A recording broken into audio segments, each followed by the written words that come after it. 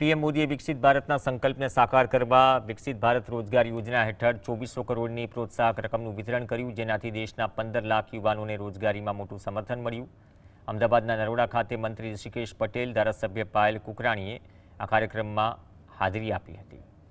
1 August 2025થી અમલી આ યોજનામાં પ્રથમ વખત નોકરી મેળવનારાઓને 15,000 સુધીનું અને નોકરીદાતાઓને કર્મચારી દીઠ 3,000 સુધીનું પ્રોત્સાહન આપવામાં આવે છે.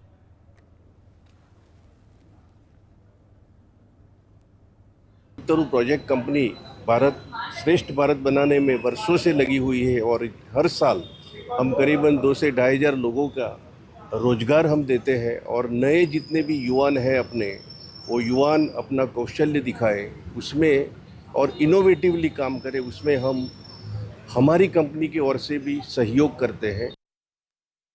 हमारे जो नए बच्चे आ रहे हैं, हमारे जो जेनजी जिसको कहते हैं आप, वो जो आ रहे हैं जॉब में, उनके लिए भी एक इंसेंटिव है ताकि वो रिटेन करें, जिस कंपनी में जॉब ज्वाइन करें, स्किल्स को डेवलप करें और उस स्किल को एक विकसित भारत बनाने के लिए भविष्य में फ्यूचर में उसको यूज़ है. बेटे हैं, बेटियां हैं, उन तक जो रोज़गार पहुंचाने की सुविधा है वो सरकार तो कर ही रही है. साथ ही साथ इंसेंटिव देने से जो रिटेंशन रहती है बच्चों में वो भी रहेगी और साथ ही साथ एम्प्लॉय और एम्प्लॉयर को अलग अलग इसी योजना के तहत सरकार इंसेंटिव देती है.